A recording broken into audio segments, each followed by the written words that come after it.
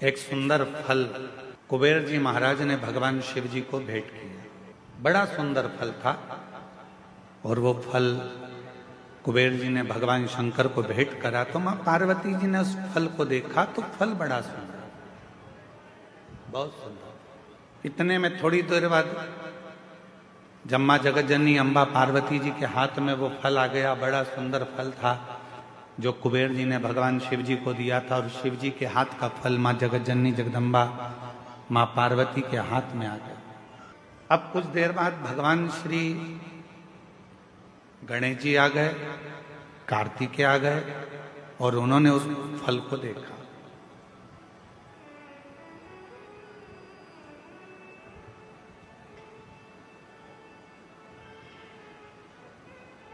अब इतना सुंदर फल था कि कार्तिकेय जी भी देखकर उसकी ओर थकित रह गए और भगवान श्री गणेश जी महाराज भी उसको देखकर थकित रहे। कभी कभी ऐसा होता है, माँ को मायके से साड़ी मिलती है, कभी कभी ऐसा होता है और माँ को मायके से साड़ी मिलती है, वो साड़ी बहू को भी पसंद आ जाती है और बेटी को भी पसंद आ जाती है। अब थोड़ा चक्कर पड़ जाता है कि वो साड़ी जो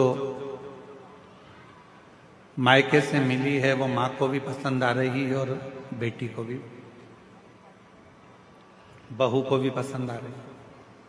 अब माँ भी सोच रही है कि साड़ी को मैं पहन लूंगी और बहू ने विचार करा यदि मम्मी मुझे ये साड़ी दे दें तो मुझे बहुत अच्छी लग रही है, पर मांगूंगी तो अच्छा नहीं लगेगा क्योंकि मम्मी को उनके भाई ने दी, मम्मी को उनके परिवार वालों ने दी। पर फिर भी मन में भाव है कि ये साड़ी मुझे मिल जाए, ये साड़ी मुझे प्राप्त हो जाए।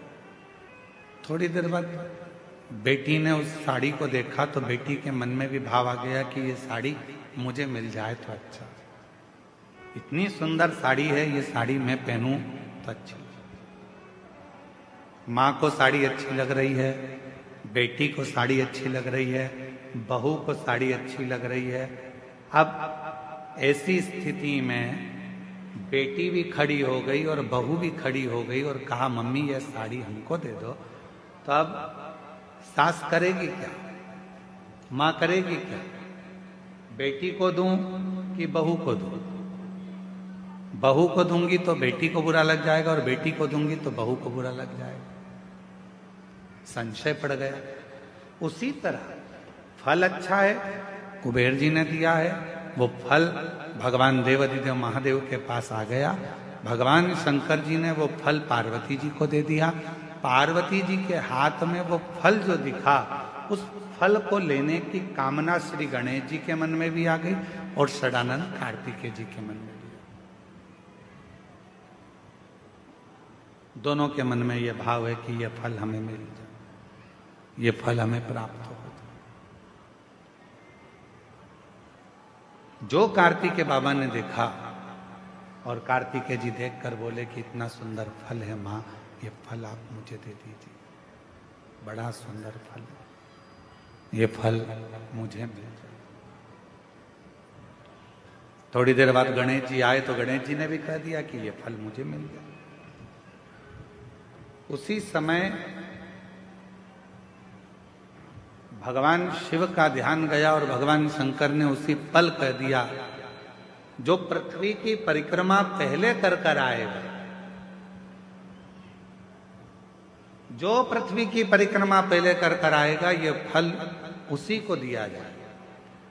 कभी कभी मेरी माताओं से निवेदन है, अगर साड़ी का चक्कर पड़ जाए कि बहू को दूं कि बेटी को दूं तो कह देना 1 साल तक जो घर के पूरे बर्तन मांजे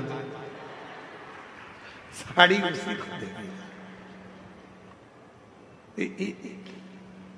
इतने में तो दोनों कह देंगी मम्मी तुम्हारी साड़ी तुम ही रख लो, हम उस साड़ी का क्या करेंगे। पर फल की लड़ाई थी। षडानंद कार्तिकेय जी भी परिक्रमा करने गए और भगवान श्री गणेश जी भी परिक्रमा करने गए। एक चूहे पर बैठ गए, गला पकड़ रहा है बेटा माइक। एक चूहे पर बैठ गए और एक मोर पर बैठ गया और दोनों परिक्रमा करने के लिए चल दिए। गणेश जी महाराज ने विचार करा कि ये परिक्रमा मैं कर कर आऊंगा, तब तक तो बहुत समय हो जाएगा और ये फल मेरे भाई को प्राप्त हो जाएगा। क्यों ना एक काम करूं, माता पिता की परिक्रमा लगा लेता हूं, उन्हीं के आसपास घूम लेता हूं, तो उसका जो फल है वो मुझे मिल जाए। गणेश जी ने माता पिता की परिक्रमा करी। गणेश जी माता पिता की परिक्रमा कर कर फल को प्राप्त कर लिए तो षडानंद कार्तिकेय जी महाराज लौट कर आए। उन्होंने देखा कि गणेश जी तो प्रथम गिनती में आ गए, माता पिता की परिक्रमा कर कर उनको फल भी मिल गया, पर मुझे तो कुछ प्राप्त ही नहीं।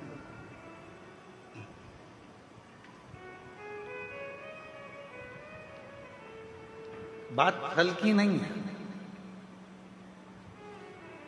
बात है बुद्धि की, विद्वत्ता की, समझदारी।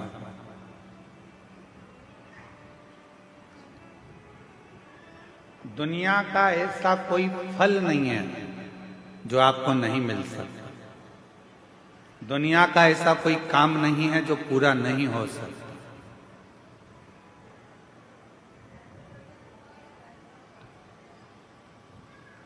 किसी प्रश्न को अगर लिखा जाता है तो उसका उत्तर जरूर होता है। कितने भी बड़े ताले लग जाएं, कितनी बड़ी भी तिजोरी बन जाए, उसकी चाबी जरूर होती है। उसी तरह दुनिया में अगर कोई रोग है, कोई बीमारी है, कोई तकलीफ है, कोई कष्ट है, कोई बहुत विघ्न है, तो शिव महापुराण एक ऐसी चाबी है जिसमें उस पूरे विघ्न का, उस पूरी तकलीफ का, उस बीमारी का हल शंकर की पूजन से, शिव की आराधना से प्राप्त हो सकता, शिव से प्राप्त हो सकता, भगवान शंकर की आराधना से प्राप्त हो सकता। क्या नहीं है? हम सबको कहते हैं कि अगर दुनिया में अगर आपका कोई नहीं है, यदि आपको लगता है कि मैं तकलीफ में हूँ, मैं कष्ट में हूँ, मैं परेशानी में हूँ, मैं बहुत विघ्नों में पड़ा हुआ हूँ, मैं बहुत तकलीफ़ों में घिरा हुआ हूँ, बहुत परेशानी में घिरा हुआ हूँ, तो हम उनसे भी कहते हैं सारी समस्या का हल एक लोटा। आप भगवान शंकर के मंदिर जाइए, देवालय जाइए, शिवालय जाइए, शंकर की आराधना करने जाइए, शिव की स्तुति करने जाइए, भगवान शंकर के मंदिर में एक लोटा जल चढ़ाने जाइए। आपकी जिंदगी के जितने दुख होंगे, जितनी तकलीफें होंगी, जितने कष्ट होंगे, वो मिटेंगे। एक ऑपरेशन करने के लिए अभी अगर डॉक्टर हॉस्पिटल में ऑपरेशन रूम में जाता है तो पहले वो भी अपने ईश्वर को याद करता है कि परमात्मा कृपा करना, ये मरीज को मैं अंदर लेकर जा रहा हूं, ये हाथ भले मेरे होंगे, मैं भले कितना भी साइंस पढ़ा हूं, चाहे मैंने कितना भी विज्ञान पढ़ा हो, पर आखिरी में श्वासें देना तेरा काम है, इसकी श्वास चलती रखना, इतनी कृपा जरूर कर देना, इसको ठीक कर। वो मेरे हाथ में नहीं है, पर तू जब कृपा करेगा, तू जब करुणा करेगा, तू जब दया करेगा, तू जब कृपा करेगा, तो सब कार्य